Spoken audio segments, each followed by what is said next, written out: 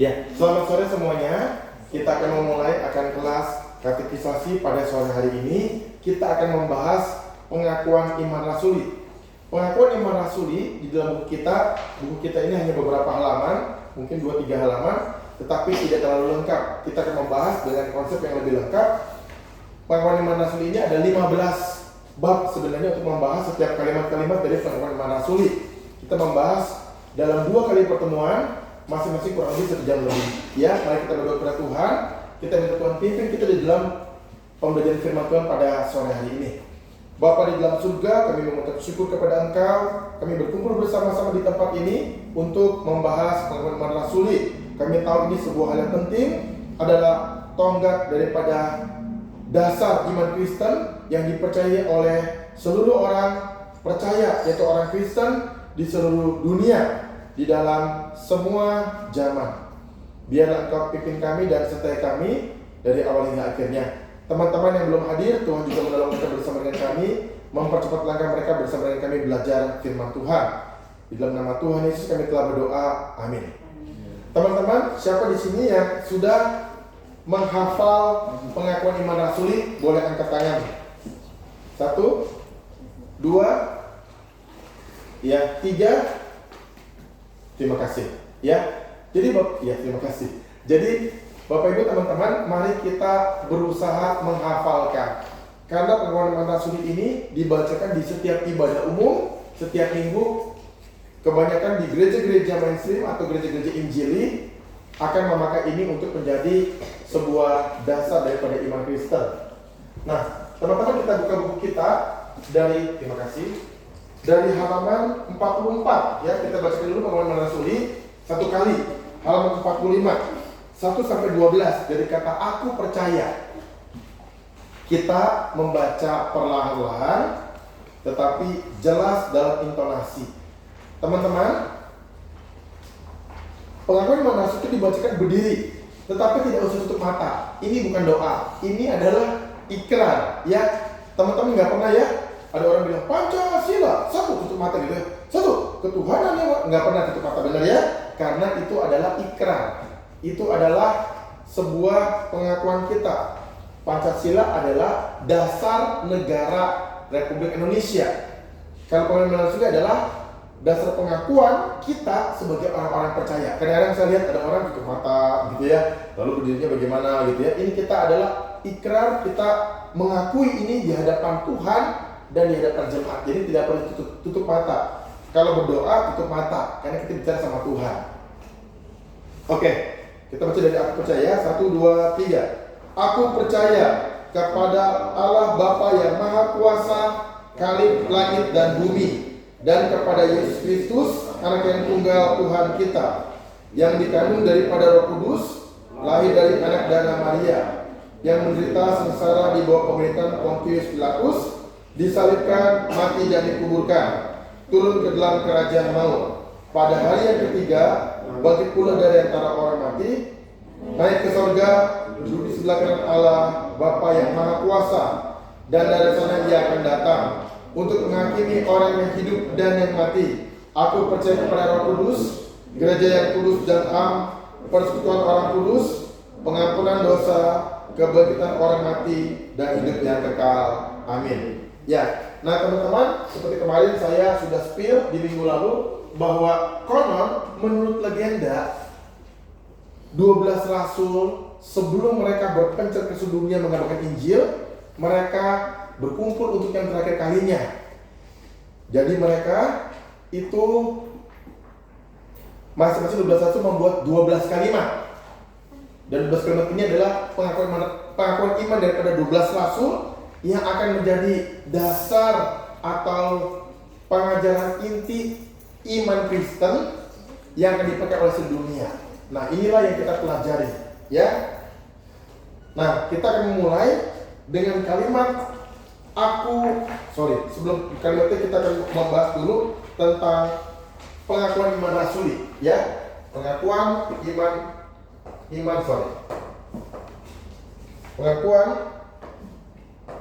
iman rasuli, ya. Nah, di dalam pengakuan iman rasuli ini adalah berasal dari kata ya, semuanya memakai kata aku percaya.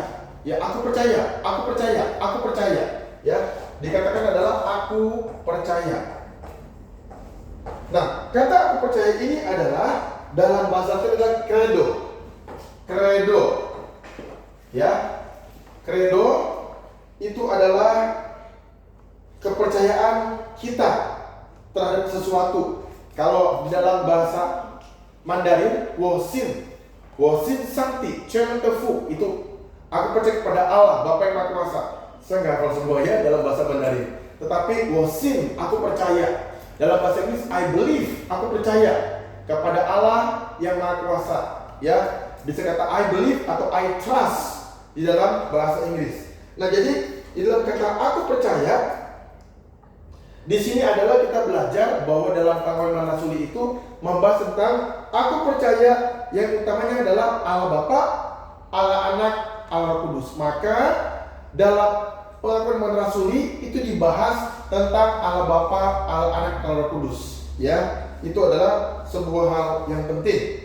Nah, teman-teman, ketika bicara mengenai aku percaya, dalam bahasa Latin ada 3 istilah yang mengkategorikan kebudayaan. Ya, aku percaya. Pertama adalah aku tahu.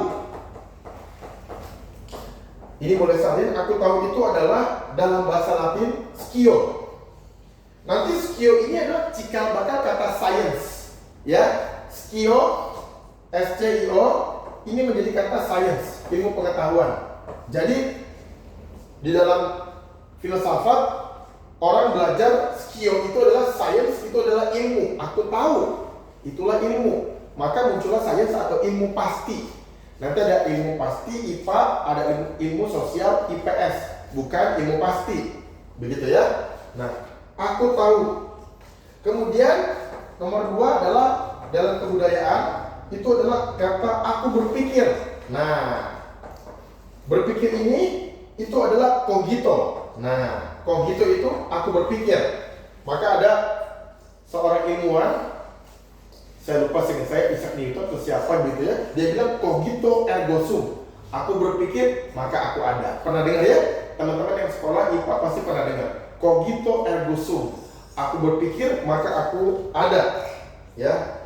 Jadi aku berpikir itu adalah bahwa orang memiliki daya pikir yang tajam, kekuatan inovatif yang melimpah dan kreativitas. Ya. Berikutnya adalah aku beriman. Ya, aku beriman, yaitu yang ini tadi,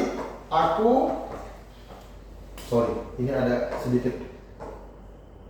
Ya, kita hapus. Aku beriman atau aku percaya.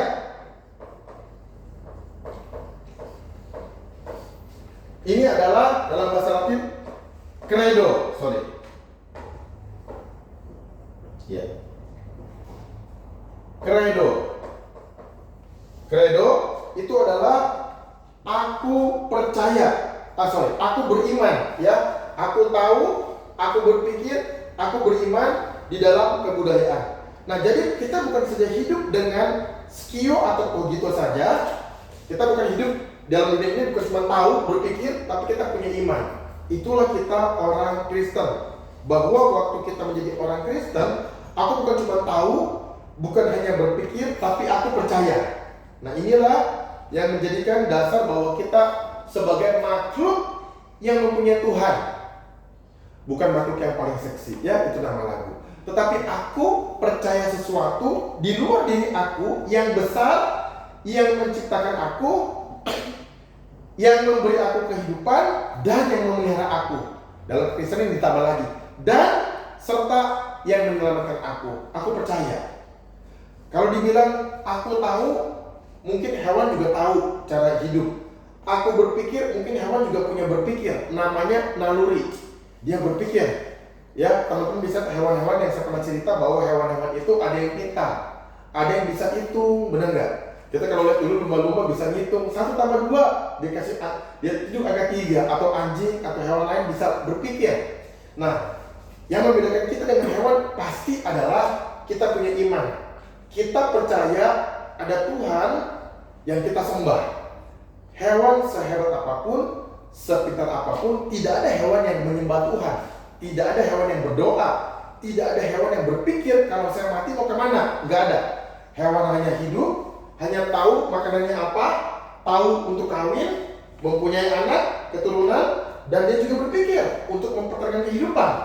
Ya, kalau kita bicara itu kita bisa bicara panjang. Ya, ada hewan yang ketika menghadapi musim salju, musim dingin, hibernate. Dia pikir saya hibernate dulu. Ini musim salju. Dia makan yang banyak, kenyang, dia hibernate. Suhu tubuh menjadi sangat turun. Makanan dicerna begitu lambat, dia bisa bertahan tanpa makanan 6 bulan. Dia berpikir. Tetapi hewan tidak ada yang beriman, percaya. Inilah yang membedakan kita dengan hewan. Dan saya juga pernah cerita, Bapak Ibu teman-teman, bahwa manusialah yang punya sesuatu di dalam dirinya, bahwa dia punya namanya semen religio atau benih agama. Manusia selalu mencari sesuatu di dalam dirinya, dan dia mau cari Tuhan itu seperti apa, bagaimana dia bisa selamat. Manusia punya seperti itu. Ya, kalau teman-teman Bapak Ibu bilang bahwa nggak ada agama, ada orang nggak ada agama juga hidup, ada orang protes di Amerika juga hidup, betul. Tetapi coba Bapak Ibu lihat, teman-teman lihat, kalau ada orang yang nggak punya agama atau dia jarang ke tempat ibadah, membaca kitab suci, tetapi coba kalau dihadapi suatu masalah, pasti dia akan berpikir, ya, banyak orang tidak percaya Tuhan waktu dia mengalami kecelakaan hebat, waktu dia mengalami kematian pasangan dan seterusnya, dia akan mencari, saya perlu Tuhan. Jadi sesungguhnya tidak ada manusia yang tidak perlu Tuhan, tetapi orang itu hanya mengeraskan hatinya bahwa dia untuk sementara waktu merasa bahwa tidak perlu Tuhan di dalam kehidupannya. Oke, ini adalah sedikit introduksi atau pengantar untuk kita membahas pengakuan iman rasuli. Nah, sekarang kemudian kita akan belajar kalimat yang pertama. Pengakuan iman rasuli. Aku percaya kepada Allah Bapa yang Maha Kuasa. Ya. Kita mengambil kalimat yang pertama, aku percaya kepada Allah. Satu, aku percaya kepada Allah. Nah, teman-teman, Bapak Ibu terkasih, saya itu membeli 2 buku dari Pendeta Stephen Tong yang bagus bagi saya. Tebel-tebel. Mungkin sekitar 250 seperti Gaul Salaman. Salah satunya ini. Saya beli buku Pengakuan Iman Rasuli. Ada lagi, satu lagi, Doa Bapa Kami. Itu bagus sekali teman-teman Bapak Ibu. Kalau Bapak Ibu teman-teman suka belajar, buku itu recommended. Ya, buku itu untuk iman Kristen sangat sederhana, tapi mendalam. Dijelaskan dengan konsep berpikir yang bagus. Ya, Bapak Ibu teman-teman kalau punya uang, jangan cuma membeli makanan atau sesuatu hal, tapi buku-buku rohani yang bagus dan bermutu itu akan membangun iman kita. Amin ya? Amin? Oke, terima kasih. Nah, ini adalah aku percaya kepada Allah. Nah, waktu kita bicara mengenai Allah, kita melihat tentang konsep agama dalam manusia. Ya, konsep agama dalam manusia. Sebelum kita ada ilmu pengetahuan, sebelum ada sekolah, sebelum ada kampus, pertama-tama kampus itu di mana, Bapak Ibu teman-teman? Di Yunani. Kita sekarang udah tahu ya, zaman sekarang udah 25 kita tahu ya kampus di mana, Universitas Tulung Agung. Oh yang bagus di mana? Di Surabaya Petra. Ada lagi nanti di Bandung ada ITB, UI. Sekarang kita tahu zaman tahun 1800-an. Tapi sebelum ada kampus di seluruh dunia, bahkan di Amerika, pertamanya ada di mana? Di Yunani. Diawali dengan orang yang namanya Socrates, Aristoteles, Plato, ya. Semua orang yang belajar filsafat pasti ketemu orang ini 3. Aristoteles, Plato. Ini adalah 3 orang yang mempengaruhi peradaban barat. Nanti timur ada Konghucu, Sun Tzu, sama Mengcu. Di barat ada 3 orang, di timur ada 3 orang. Mereka orang-orang besar sekali yang mempengaruhi pengetahuan seluruh dunia. Jadi ini orang-orang penting sekali, ya. 3 orang ini adalah pemikir filsafat pertama di Yunani. Dari mereka lah baru muncul namanya kuliah, sekolah tinggi, universitas, akademik. Itu semua awal dari mereka. Jadi mereka itu berpikir segala sesuatu yang bisa manusia pikir, mereka pikir. Ya, teman-teman kadang-kadang saya juga bingung juga ya dari filsafat. Dulu kan yang pertama kali kuliah filsafat bingung, waduh susah banget ini ya. Ini, bicara epistemologi, ya, bicara mengenai keberadaan manusia, keberadaan hewan, ini banyak sekali belajar. Kalau suka, saya baru-baru ini mengajar filsafat, ya, pusing, jelimet sebenarnya ya. Tetapi itulah pengetahuan. Jadi mereka yang pertama kali membahas tentang pemikiran yang disebut adalah filsafat. Filsafat adalah konsep berpikir. Filsafat berasal dari kata philo atau pakai ph, philo, lalu ada sophia. Sophia adalah bijaksana, philo adalah mencintai. Philo ini adalah cinta atau mencintai. Sophia adalah kebijaksanaan. Kalau sepia beda lagi. Sepia itu nama perempuan, ya. Nah, kita sekarang melihat tentang filsafat. Nah, jadi semua yang manusia bisa pikirkan sudah mereka pikirin bertiga sebelumnya. Jadi kalau Bapak Ibu teman-teman pikir politik, pikir ekonomi, pikir tumbuh-tumbuhan, pikir hewan, pikir kehidupan, pikir apa lagi? Pikir masa depan, pikir apa lagi? Pikir tentang benda-benda, pikir tentang bangunan, semua mereka udah pikirin. Hebat ya. Ini orang, memang tiga orang ini orang yang apa nggak botak kepala begitu ya, kita nggak tahu. Rata-rata profesor kan mikir, belajar sama botak begitu ya. Dan tapi mereka saya nggak tahu seperti apa. Tapi mereka itu pikirkan banyak hal. Nah, yang paling setelah mereka itu, setahu saya paling tinggi adalah Socrates. Lalu dia punya murid adalah Plato, lalu ada Aristoteles terakhir. Aristoteles ini adalah orang yang sudah menulis 1000 buku. Bayangin, tahun berapa itu? Abad-abad awal itu loh. Dimana nggak seperti sekarang bikin buku tuh bisa dari internet, sumber, belajar ini itu. Mereka belum ada internet. Kalau sekarang apa-apa Google, benar nggak? Cari apa Google. Lama-lama pegel, begitu ya. Nah, jadi mereka tuh pikirin, Aristoteles ini bikin 1000 buku. Dia tulis apa sih tentang ekonomi, politik, tentang apa dia tulis semuanya, tentang hewan-hewan, pengetahuan dan seterusnya dia bikin, ya. Jadi dari Adam dan Hawa, Bapak Ibu teman-teman, dari Adam dan Hawa sampai sekarang, ya, semua yang pernah dipikir manusia tidak pernah tidak dipikir oleh tiga orang ini. Gila ya, hebat banget ya. Dia pikir, teman-teman mau coba belajar apa? Belajar IPS, belajar IPA, geografi, apalagi. Semua tidak ada yang tidak pernah dipikir oleh tiga orang ini. Gila ya. Ini orang betapa hebatnya, mikir semuanya dia tahu. Ya.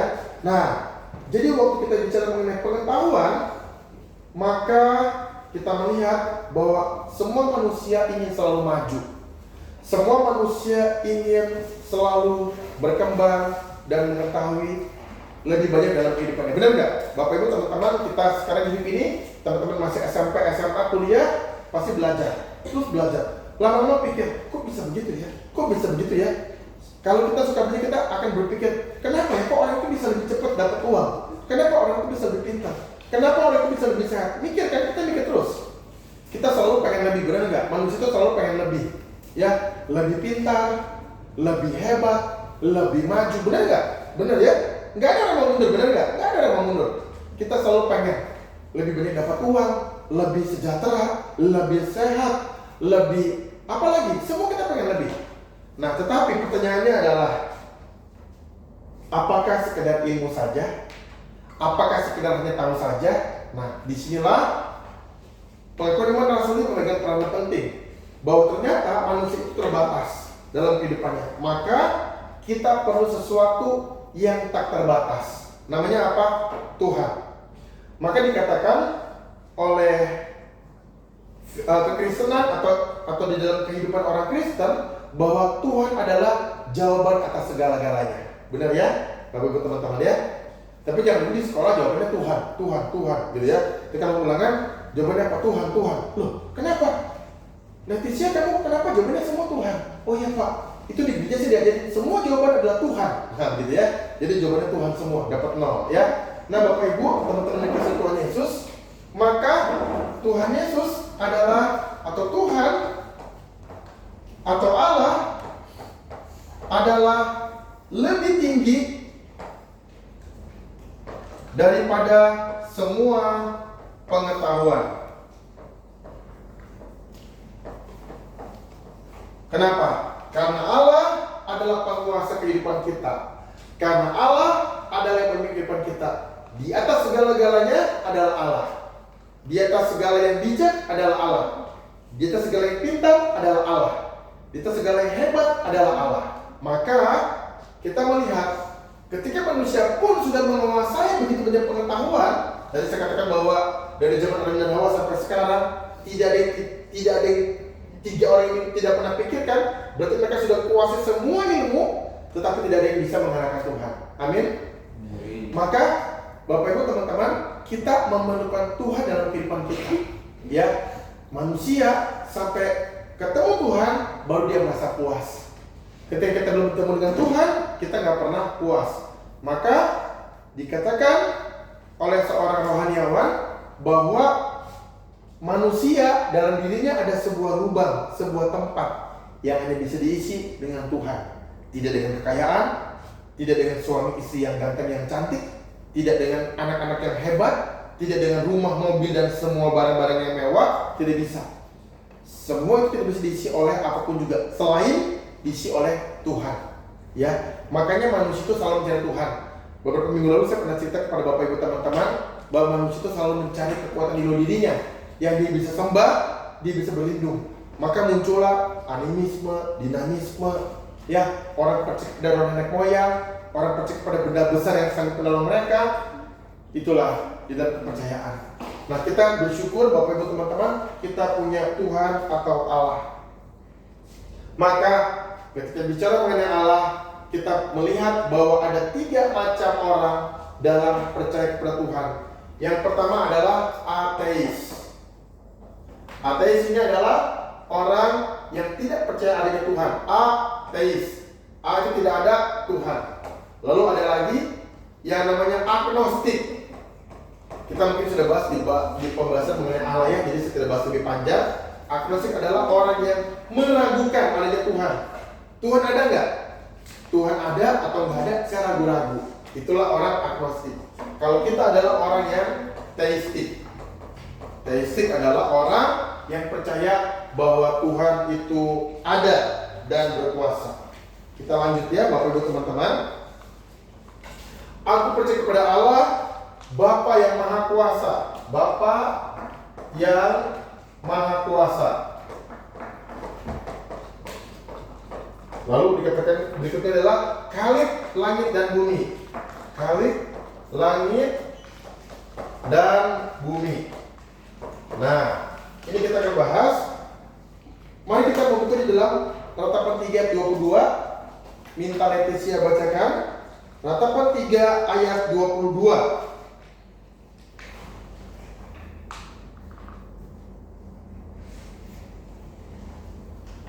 Ratapan 3 ayat 22.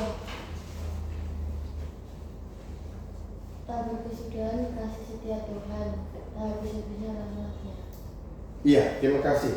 Nah, jadi ketika orang Kristen panggil Allah sebagai Bapa, maka kata Bapa itu adalah mengekspresikan di dalam kasih setia Tuhan yang tak berkesudahan. Ya, ini Bapak Ibu teman-teman, kita perlu menyadari konsep mengenai Bapa. Tuhan mau kita mengerti itu sebagai Allah yang dekat. Kita tahu bahwa cara pandang kepada Allah itu ada 2 macam. Yang pertama adalah transenden, yang kedua adalah imanen. Ya, saya hapus dulu sebagian karena kita sudah penuh. Nah, ketika manusia melihat Tuhan, ada 2 cara. Yang pertama adalah Allah yang imanen. Yang kedua adalah Allah yang transenden. Transenden dikatakan bahwa Allah itu jauh dari kita. Dia di luar sana. Dia adalah Allah yang jauh. Adalah Allah yang besar, Allah yang berkuasa. Nggak berdiri ketemu Tuhan. Dia Allah yang jauh. Dia tidak bersama dengan kita. Dan kita pun kalau ketemu dia pun kita takut. Dia terlalu suci, terlalu baik, terlalu luar biasa. Saya terlalu berdosa, terlalu bersalah, terlalu tidak baik. Nah, ini adalah Allah yang transenden. Maka untuk agama-agama yang seperti ini, kadang-kadang mereka merasa bahwa Allah itu sosok yang mungkin bisa menakutkan juga, karena Allah itu bisa menghukum kita kalau kita berbuat salah. Ini transenden. Allah yang jauh, Allah yang jauh. Kemudian kita diingatkan Tuhan bahwa kita juga mempercayai bahwa Allah itu adalah Allah yang dekat, Allah yang Immanuel. Immanuel adalah Allah yang dekat sama kita. Dalam Kristenan, peristiwa Natal, Allah jadi manusia sama dengan kita. Dia dekat sama kita, sama-sama di bumi. Inilah Allah yang dekat. Allah yang dekat. Maka dari inilah muncul kata Immanuel, Allah beserta kita. Yesus adalah Immanuel, Allah yang beserta kita. Allah yang lahir jadi manusia, sama dengan kita, sama-sama manusia. Inilah konsep mengenai Allah yang jauh dan Allah yang dekat. Nah, ketika kita bicara mengenai Allah, Bapa yang Maha Kuasa, kita panggil Allah sebagai Bapa, dekat, benar nggak? Teman-teman punya papa di rumah ya? Yang masih punya papa bersyukur. Saya kelas 6 SD sudah nggak ada papa udah meninggal. Saya nggak punya papa sejak kelas 6 SD. Nah, teman-teman kalau punya papa takut nggak? Michael, oke. Michael ada papa di rumah ya? Ada. Kalau di pulang ke rumah ketemu papa, takut nggak sama papa? Enggak. Papa gimana? Papa, gitu ya. Papa saya mau makan, udah beli sayur belum? Papa saya mau jajan, benar nggak? Begitu ya? Nah, waktu ketemu papa tidak takut, ya. Ketemu papa merasa dekat, benar?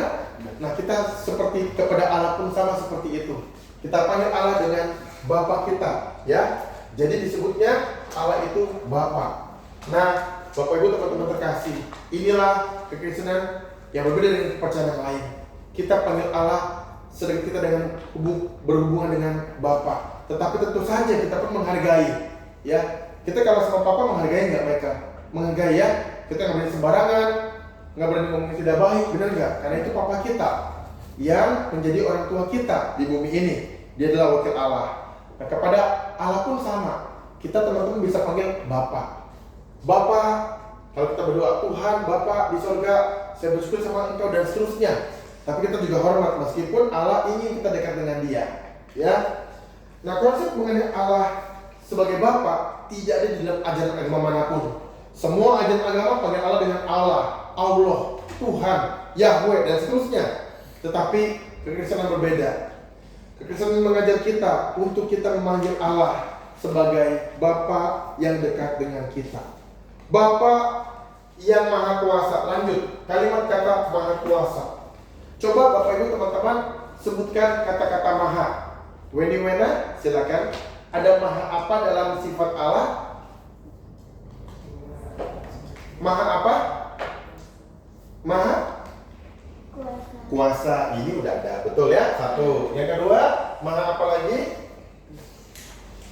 Maha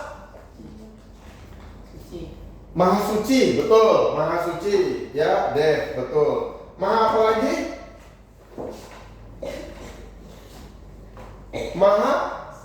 Maha Kasih. Baik, bagus, Maha Kasih. Maha apa lagi?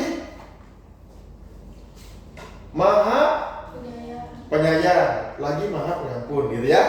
Ini jadi muslim. Maha Penyayang, ya boleh juga, nggak salah, memang ada juga kok. Maha Penyayang, lagi Maha Pengampun. Ya, ini adalah konsep di dalam kepercayaan saudara kita. Ya, Maha apa lagi? Maha apa lagi, Dimas? Mahathir Muhammad, bukan ya? Nah, jadi Maha Kuasa, Maha Suci, Maha Kasih, Maha Adil, Maha Hadir, Maha Menolong dan seterusnya, ya. Nah, jadi Bapak Ibu teman-teman terkasih, Maha Kuasa ini bicara bahwa Allah itu berdaulat. Dia punya kekuasaan yang mutlak, ya. Ini berdaulat. Dalam istilah bahasa Inggris adalah the sovereignty of God. Allah yang berdaulat, ya. The sovereignty of God. Nah, jadi ini adalah konsep mengenai bahwa Allah mempunyai kekuasaan dalam dunia ini, tidak ada kekurangannya, tidak ada perkecualian. Dia berdaulat penuh, dia berkuasa penuh atas segala sesuatu dalam dunia ini. Dia punya hak. Dia mau ambil, dia mau kasih, itu punya hak. Dan kuasa itu penuh, bukan setengah. Ya, Bapak Ibu, saya mau kasih perbandingan sedikit. Kalau kita di dalam negara kita, perhatikan, dalam negara kita presiden punya kekuasaan, benar? Benar ya? Presiden punya kuasa nggak? Punya. Kita punya presiden namanya Bapak Prabowo. Nah, presiden ini punya kuasa, tapi dibatasi oleh apa? Oleh undang-undang. Boleh nggak presiden ambil seluruh uang negara taruh rekening dia? Boleh? Nggak boleh. Karena dia punya kuasa, ada batasnya. Batasnya apa? Undang-undang. Batasnya apa? Pemerintahan. Batasnya apa? Peraturan. Batasnya apa? Para menteri dan anggota MPR DPR. MPR DPR memberi mandat kepada presiden memimpin negara, tapi ada batasnya. Ada hal tertentu yang ketika mau diputuskan harus diberikan, dirapikan oleh MPR, 2/3 quorum harus memenuhi, baru keputusan keluar. Presiden punya keputusan presiden itu pun terbatas untuk hal tertentu yang dia bisa lakukan. Ada hal-hal yang tidak bisa dia lakukan. Tapi kalau Allah, dia punya kuasa penuh. Kedaulatan Allah itu adalah penuh 100%. Bisa nggak Allah ambil seluruh dunia ini jadi milik dia? Bisa, punya dia kok. Dia mau ngambil bisa nggak? Bisa. Dia mau ngasih orang nyawa bisa nggak? Bisa. Dia mau ngasih orang umurnya kurangin 10 tahun bisa nggak? Bisa, karena dia punya kuasa. Ya, pernah ada raja, saya lupa kalau tidak salah, Raja Hizkia sudah mau meninggal dunia. Doa sama Tuhan, iya Tuhan kasihlah saya. Kalau nggak salah dia, Tuhan kasih tambah umur dia 15 tahun. Oke, saya kasih kamu umur 15 tahun. Iya, asal sudah mau mati, sakit parah. Tuhan bilang, oke, karena kamu berdoa sama saya kasihan sama kamu. Saya kasih kamu tambah lagi 15 tahun. Nah, begitu ya. Ada nggak orang di dunia yang tidak mati? Ada? Nggak ada. Ada nggak orang di dunia yang tidak mati? Leticia ada? Nggak ada. Ada. Namanya siapa? Henok. Satu lagi siapa? Iya. Wah, mantap ini. Dia punya pengetahuan yang bagus sekali tentang Alkitab. 2 orang ini tidak mati. 2 orang ini dibawa ke surga waktu masih hidup. Henok diangkat ke surga, 2 dalam perjanjian lama. 2 orang ini tidak mengalami kematian. Henok diangkat ke surga, Elia naik kereta berapi dibawa ke surga, tidak mengalami kematian. Wah, keren ya. Saya punya teman namanya Ibu Elia. Dia punya anak, dia kasih nama Henok.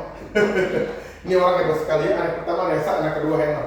Coba Cici itu namanya Elia yang nggak mengalami kematian. Benar. Makanya saya kasih nama anak saya juga sama, tidak mengalami kematian. Nama anak saya Henok. Ya. Nah, ini adalah sebuah cerita. Nah, jadi Bapak Ibu teman-teman, Allah Maha Kuasa, dia punya kedaulatan penuh atas seluruh alam semesta dan ciptaannya. Itulah Allah yang kita sembah. Jadi Allah itu adalah Allah yang menunjukkan bahwa dia punya kuasa atas kehidupan, atas kematian, atas semua alam semesta, atas apapun juga. Kalau enggak, dia malu jadi Allah, benar enggak? Ya. Jadi Allah kita ini Allah yang hebat, Allah yang berkuasa. Amin. Puji nama Tuhan. Ya. Nah, ketika kita bicara mengenai Allah yang Maha Kuasa, di sini tidak dikatakan Allah yang Maha Kuasa, tetapi Bapa yang Maha Kuasa. Benar ya? Makanya aku percaya kepada Allah, baru kasih nama dulu Bapa yang Maha Kuasa, bukan Allah langsung yang Maha Kuasa. Kenapa? Kenapa begitu ya?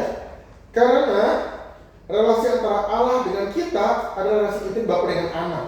Nah, di sinilah kita bersyukur bahwa kita dianggap anak oleh Bapa. Dan kemudian berikutnya adalah dikatakan Khalik langit dan bumi. Ya. Khalik langit dan bumi ini adalah artinya pencipta. Karena orang nanya apa itu Khalik? Ya, Allah sang Khalik. Khalik itu artinya boleh catat di buku. Ya, Khalik ini artinya adalah pencipta. Nah, kalau kita bicara mengenai pencipta, nah ini memberikan antara Allah dengan manusia. Manusia bisa menciptakan, bisa nggak? Bisa. Contohnya apa yang diciptakan? Yang dulu belum ada, sekarang ada. Bisa kasih tahu? Apa deh? Pesawat. Thank you. Dulu belum ada. Sekarang ada pesawat. Dulu zaman tahun 1900 belum ada pesawat. Pesawat itu penciptanya adalah Wilbur Oliver Wright bersaudara ya. Wright bersaudara yang menciptakan pesawat. Wright bersaudara kakak beradik, dia ciptakan pesawat. Setahu saya kalau tidak salah dulu kita pernah baca kisahnya, pertama terbangin itu bisa terbang selama berapa belas detik, berapa puluh detik kayaknya. Terbang, ya, berapa puluh detik jatuh lagi, terus ke bawah. Tapi lumayan, hebat dong. Manusia bisa seberat berapa puluh kilo ini bisa naik pesawat lalu terbang. Lama-lama dibuat pesawat yang bagus, hari ini pesawat bisa terbang puluhan jam. Bisa pergi ke banyak negara, bisa bawa berapa ratus orang. Nah, berikutnya adalah kita akan melihat tentang kalik langit dan bumi ya. Ini tadi kehapus, sorry. Kalik langit dan bumi ya. Nah ini udah, sorry warnanya berbeda ya, tapi nggak apa-apa ya. Nah, jadi penciptaan yang dilakukan oleh manusia adalah dari ada menjadi lebih ada. Maksudnya dari ada lalu dia ciptakan. Artinya apa? Manusia ciptakan sesuatu dari benda-benda dalam bumi ini. Contoh, pesawat dari apa? Baja, besi. Baja yang dari mana? Ya dalam bumi. Ada baja, ada nikel, ada besi, ada pasir, ada macam-macam. Tapi ada nggak bendanya di bumi ini? Ada. Kita ciptakan apa lagi? Ya, pertama tadi ada pesawat. Lalu mungkin apa lagi? Komputer misalnya. Komputer ini kan pakai logam. Komputer ada bahan-bahannya logam, ada plastik, ada apa, mouse dari plastik. Ini komputer seperti ini dari logam, ada plastik, tapi ini dari barang yang sudah ada. Nikel, biji besi, apa dari dalam tanah dia bikin, konduktor apa dia bikin, semua udah ada. Nah, kalau gitu kali ini bedanya apa sama manusia? Kali ini perbedaannya adalah Allah menciptakan, disebut dalam bahasa Latinnya adalah creatio ex nihilo. Allah menciptakan dari yang belum ada. Maka dikatakan dalam Genesis 1, bumi belum berbentuk dan kosong. Roh Allah melayang-layang di atas permukaan air. Tidak ada ampun juga, tapi hanya ada roh Allah. Berarti belum ada bumi, belum ada hewan, belum ada tumbuhan, belum ada manusia, belum ada apapun juga. Planet, matahari, belum ada. Lalu kata Allah, jadilah terang. Terang itu jadi. Lalu kata Allah, jadilah benda-benda penerang. Siang yang besar menguasai siang, matahari. Yang kecil, bulan menguasai malam. Bulan menerangi bumi waktu malam hari. Benar ya? Kita kalau jalan naik motor, jalan kaki, naik sepeda malam-malam, kita ada cahaya terang dari mana? Dari bulan. Ya meskipun kata orang bulan itu mematikan matahari apapun juga lah, tapi Allah yang menciptakan. Kemudian kita lihat ada hewan-hewan, ada kucing, anjing, domba, jerapah dan semuanya. Siapa? Yang menciptakan Allah. Allah berfirman maka jadi. Jadi Allah menciptakan dari yang belum ada. Creatio ex nihilo. Manusia ciptakan sesuatu dari yang sudah ada. Sudah ada, tapi inovasinya belum ada. Manusia pakai otak mengkreat, menciptakan sesuatu. Pesawat lah, komputer lah, laptop, jam tangan, apa saja. Semuanya bahannya sudah ada di bumi. Dia ciptakan. Benar ya? Oke. Inilah Allah pencipta kita, khalik langit dan bumi. Sekarang kita masuk dalam pelajaran yang kedua. Setelah bicara kalimat pertama, kita akan membahas kalimat kedua. Ya, Bapak Ibu teman-teman, mungkin kita tidak akan habis membahas penerimaan rasuli meskipun kita 2 kali pertemuan kali 1 jam lebih. Dan paling tidak kita sudah mengcover semua materi-materi penting di dalam kehidupan, di dalam pertemuan iman rasuli. Oke, berikutnya adalah dan supaya cepat ya, dan kepada Yesus Kristus, anaknya yang tunggal,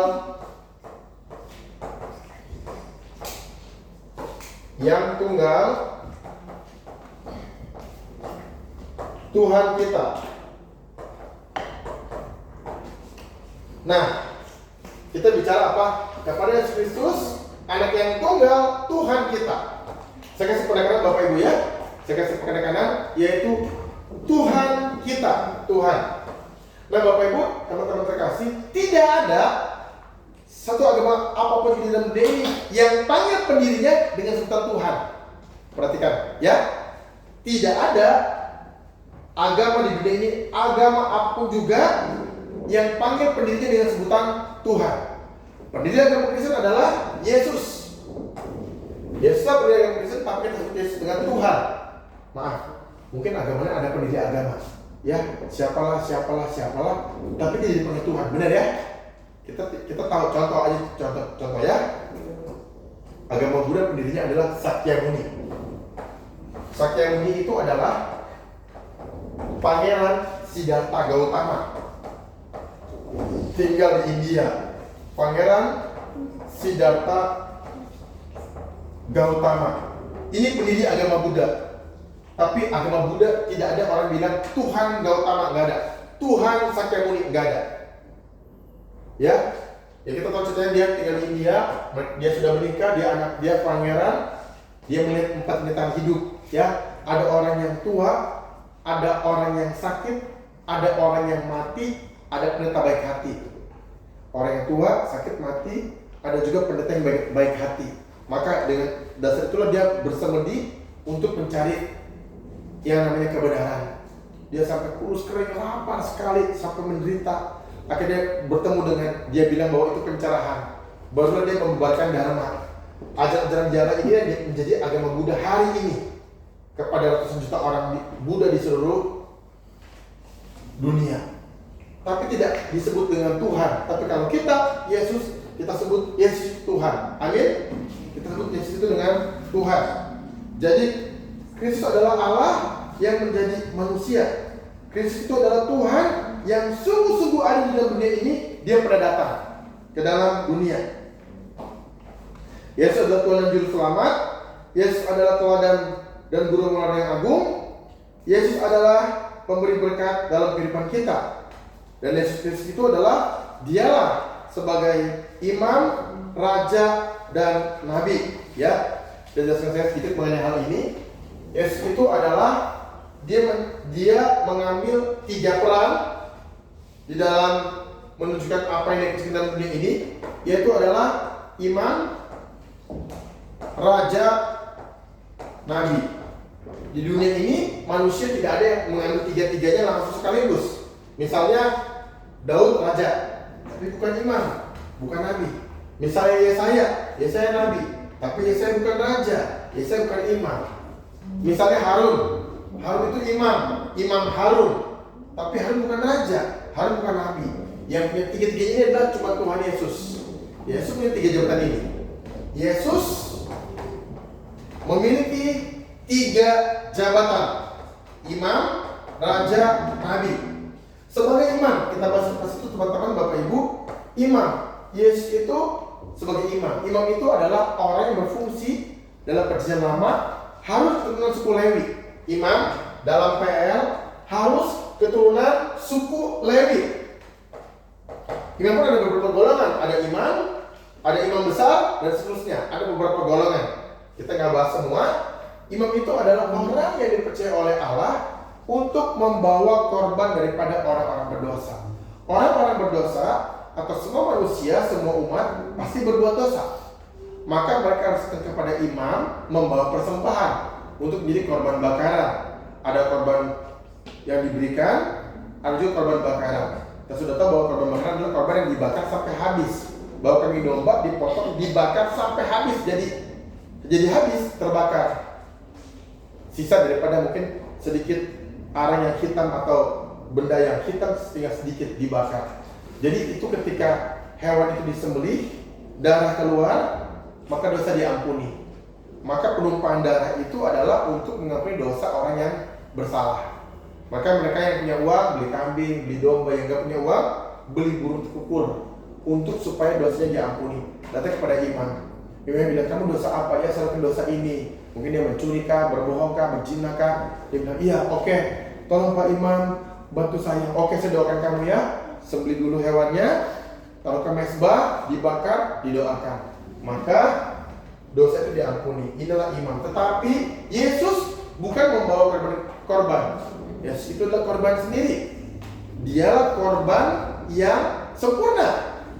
Maka Yesus ketika sekali disalib atau disalib, tidak perlu ada lagi kita bawa korban. Bersyukur Bapak Ibu teman-teman ya.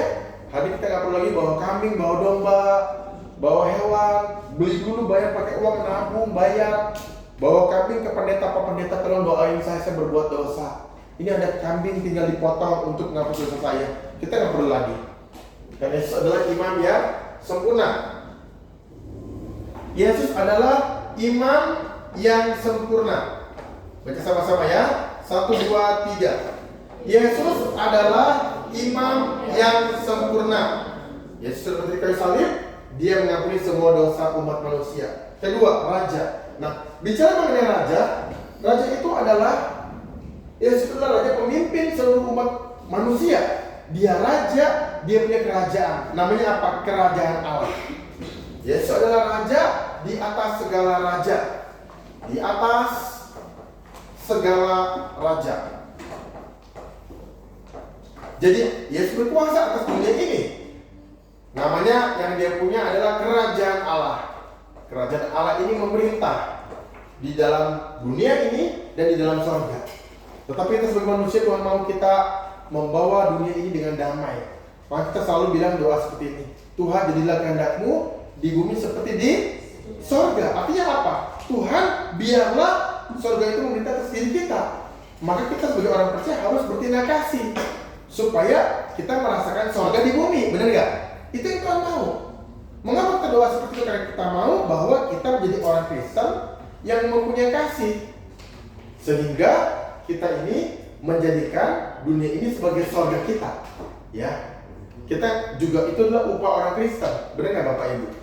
Kita nggak perlu nunggu bahagia dulu sebelum ke surga. Oh Tuhan, dunia ini susah, repot, kerja itu begitu berat, capek, bertengkar sana sini. Tuhan, cepet aku ke surga Tuhan. Di surga enak, nggak ada kesusahan lagi, nggak ada air mata, nggak ada orang bertengkar, nggak ada orang berantem. Enggak. Tuhan ketika kita menjadi orang Kristen yang baik, Tuhan bawa kita mengalami surga di bumi. Amin. Maka Bapak Ibu teman-teman sebagai orang Kristen harus punya kasih. Jadikan dunia ini surga. Ya. Suatu kali ada seorang bapak, dia sudah beres kerja di kantor kan, dia mau pulang, duduk-duduk di kantor. Temennya bilang, kenapa bro? Lembur? Enggak mau lembur. Kenapa nggak mau pulang? Nantilah pulangnya pas sudah malamnya tinggal tidur. Lo kenapa? Di rumah ada setan. Begitu ya, ngeri juga ya.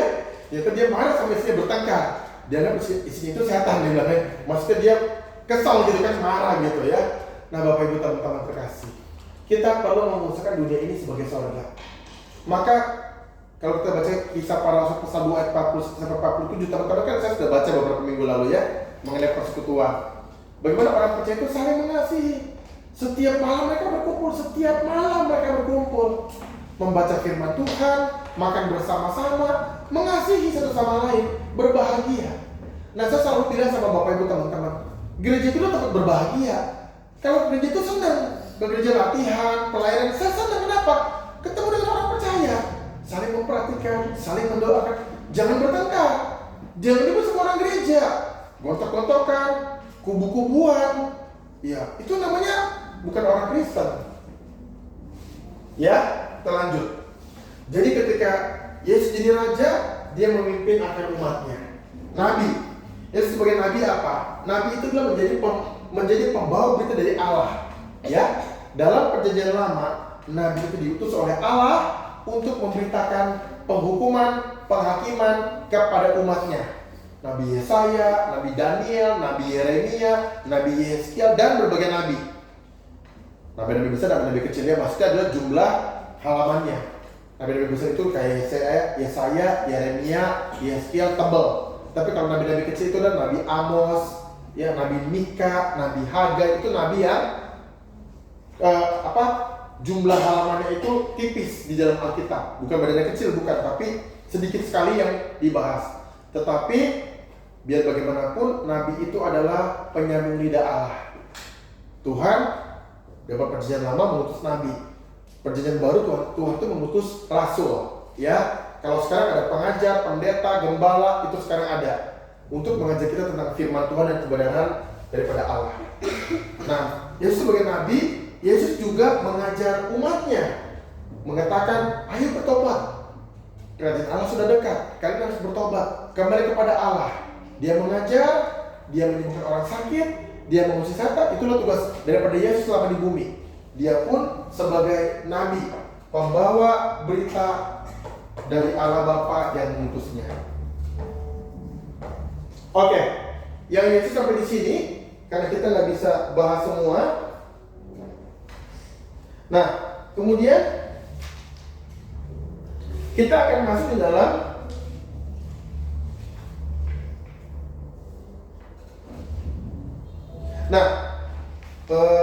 sebentar.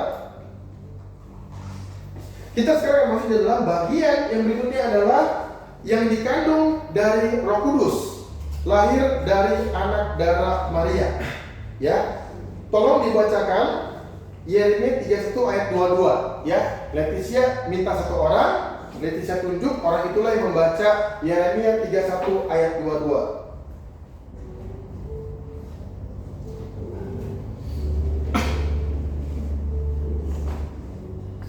Yeremia 31 ayat 22, silakan Leticia tunjuk satu orang.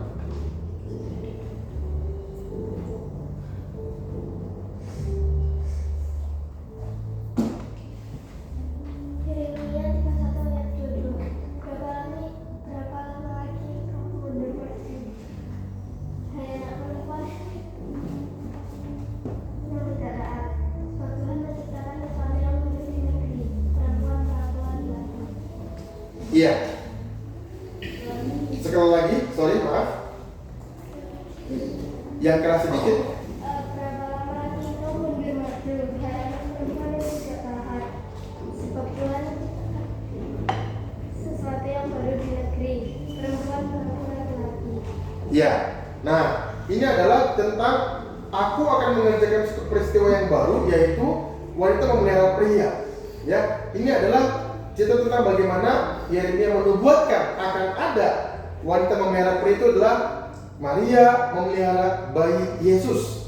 Ya, nah di sini adalah kita memasuki di dalam yang dikandung dari Roh Kudus, lahir dari anak darah Maria. Ya, yang dikandung Roh Kudus, statusnya RK, lahir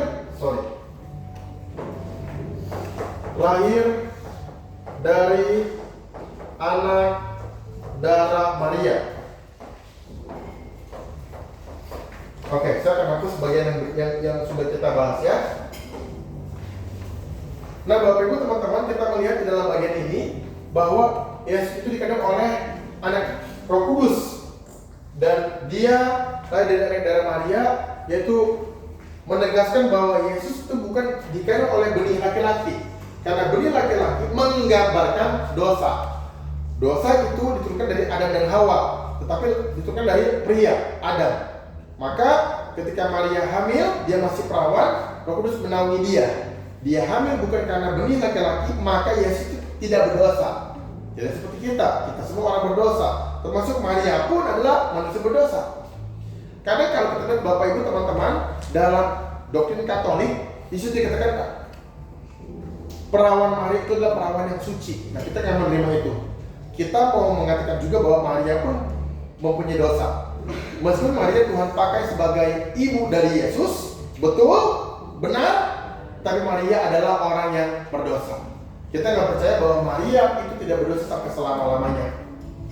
Orang Katolik mengatakan bahwa Maria adalah bunda yang suci, karena dia adalah ibu daripada Allah, atau ibu daripada Yesus yang adalah Allah. Jadi ini kita tidak menerima, ya. Tetapi kita tahu bahwa Maria pun memang dipakai oleh Tuhan secara luar biasa. Maria mau menjadi hamba Allah. Kita tahu bagaimana Maria menundukkan diri kepada Allah sepenuhnya. Ketika dia hamil, dia belum punya suami, Yusuf belum menikah dengan dia datangnya oleh malaikat. Malaikat bilang, kamu akan mengandung seorang anak, melahirkan seorang bayi, berikan dia nama Yesus. Lalu Maria bilang, bagaimana mungkin aku belum punya suami? Roh Allah akan menaungi kamu akan hamil dari Roh Allah. Maria bilang, iya, aku ini hamba Tuhan, jadilah padaku seperti perkataanmu. Itu adalah Maria menunjukkan bahwa dia adalah manusia yang taat kepada Allah. Ya, ini adalah sesuatu yang besar. Nah, Bapak Ibu teman-teman, kita nggak bahas panjang karena saya sudah bahas di dalam doktrin Yesus beberapa waktu lalu. Kita membahas sekarang berikutnya adalah yang menderita di bawah pemerintahan Pontius Pilatus. Dan ini menjadi materi kita yang terakhir sebelum kita pulang pada sore hari ini, ya. Yang menderita di bawah pemerintahan Pontius Pilatus. Oke. Nah, kalau kita bicara mengenai Pontius Pilatus, itu adalah orang yang cuci tangan, benar ya? Itu ceritanya, orang-orang banyak membawa Yesus kepada Pontius Pilatus. Ini orang berdosa, saya kenal dia. Kata Pontius Pilatus, dosa apa? Salah apa? Oh, dia salah, dia memuji Tuhan dan seterusnya. Kata Pontius Pilatus, setelah ngobrol-ngobrol dengan Yesus, dia bilang, aku tidak menemukan kesalahan pada orang ini yang menjadi membuat dia layak dihukum mati. Lalu orang-orang bilang, nggak mau, salibkan dia. Maka Pontius Pilatus bilang apa? Dia bilang, pada hari raya, seperti kebiasaan kita orang-orang di dalam orang Yahudi, kita punya satu kebiasaan, bebaskan satu orang yang bersalah. Nah, di sini ada orang namanya Barabas. Memang dia adalah orang jahat, orang yang berbuat kesalahan kepada pemerintah, kriminal, orang kriminal. Dia bilang, kamu mau bebasin siapa? Barabas atau Yesus yang kamu sebut Mesias? Enggak, kami mau bebasin Barabas. Yesus kami tidak mau. Salibkanlah dia. Maka terakhir Pontius Pilatus cuci tangan, benar nggak? Dan cuci tangan. Setelah cuci tangan, dia bilang, aku tidak bersalah pada darah orang ini. Orang banyak bilang, nggak apa-apa, tanggungkan darah Yesus kepada anak kami dan anak kami dan keturunan kami. Itu orang pikir tuh nggak pakai. Saya ketika baca cerita Alkitab itu ya, Bapak Ibu teman-teman ya, saya pikir ini orang-orang ini gila ya, nggak pikir pakai akal sehat. Tanggungkan darah orang ini kepada kami dan kepada anak-anak kami. Gila. Kalau kamu salah ngomong, kamu bersalah, kamu membuat keluarga kamu sengsara, benar nggak? Kamu tanggung salahnya membunuh Yesus, benar nggak? Maka teman-teman, kalau menurut daripada legenda, daripada cerita yang saya pernah dengar, bukan dari Alkitab, dari cerita, katanya Pontius Pilatus itu gila. Tiap hari cuci tangan, karena dia membuat Yesus disalib. Katanya begitu gitu ya. Alkitab sih nggak cerita, penafsiran pun nggak ada, tapi ada cerita seperti itu. Karena dia cuci tangan, dia bebaskan dirinya dari kesalahan, Yesus dihukum mati sampai begitu sengsara, ya dia menderita. Kita tahu ceritanya kan, waktu Pontius Pilatus itu ingin memutuskan sesuatu, isinya bilang apa? Kamu jangan mengeluh buat orang ini, karena orang ini tadi aku sangat menderita dengan mimpi yang buruk. Teman-teman baca Bapak Ibu ya dalam Alkitab ya, itu isi Pontius Pilatus bilang begitu. Tapi begitu pun Pontius Pilatus nggak menurut sama istrinya. Istrinya sudah ngomong begitu ya. Nah inilah di dalam cerita tentang pemerintahan Pontius Pilatus. Nah berikutnya adalah kalau kita melihat di dalam pemerintahan Pontius Pilatus, di sini kita bisa melihat bahwa inilah pekerjaan setan. Meskipun manusia di dalam hal ini sebagai Pontius Pilatus sebagai seorang pemimpin yang besar pada waktu wali negeri, dia punya kekuasaan, tapi dia juga dipakai oleh tanda kutip, kita bisa katakan dipakai oleh kejahatan untuk membiarkan Yesus itu dianiaya, Yesus disalib, dia lepas tangan, ya. Maka memang Pontius Pilatus ini juga berbagian di dalam penggalian Yesus, sama seperti Yudas. Tapi orang-orang ini adalah orang-orang yang jahat. Ketika kita bilang begini, Yudas pahlawan kita. Oh iya, kenapa? Karena dia kita bisa selamat. Yesus bisa disalib, kita bisa diselamatkan. Makanya waktu kita baca di dalam Alkitab, Yesus juga bilang, memang anak manusia harus disalibkan. Tetapi celakalah oleh orang yang menjual atau menyebabkan Yesus itu dijual dan kemudian dihukum mati. Jadi memang dalam cerita sejarah memang benar Pontius Pilatus juga ada andil sehingga Yesus bisa disalib. Yudas pun ada andil, Yesus dijual dengan 30 keping perak. Pontius Pilatus ada andil sehingga Yesus disalib. Dan kita diselamatkan. Tetapi mereka ini andilnya andil yang jahat. Makanya Yesus bilang lebih baik orang ini tidak dilahirkan. Yudas, ya. Kita akan lihat minggu depan sampai di sini karena saya perlu mengatur juga untuk pembicara pemuda remaja akan jemput untuk bawa ke gereja GKA untuk khotbah. Ya, mari kita berdoa bersama-sama. Bapa di dalam surga, terima kasih kami telah membahas pertemuan rasuli bagian pertama dan kami minggu depan juga akan membahas dalam pertemuan kedua untuk membahas sampai kepada semua pertemuan rasuli. Terima kasih Bapak, Engkau telah menolong kami. Kiranya melalui pembelajaran ini kami menjadi orang yang semakin mengerti akan pengalaman iman rasuli yang menjadi dasar iman kami. Terima kasih Bapak, kami akan berpisah. Kami akan pulang ketika kami sampai di rumah dengan selamat. Dan teman-teman yang mau ikut ibadah pemuda remaja, Engkau juga memberkati dan mereka bisa beribadah dengan baik. Terima kasih Bapak, di dalam nama Tuhan Yesus kami telah berdoa dan mengucap syukur. Amin.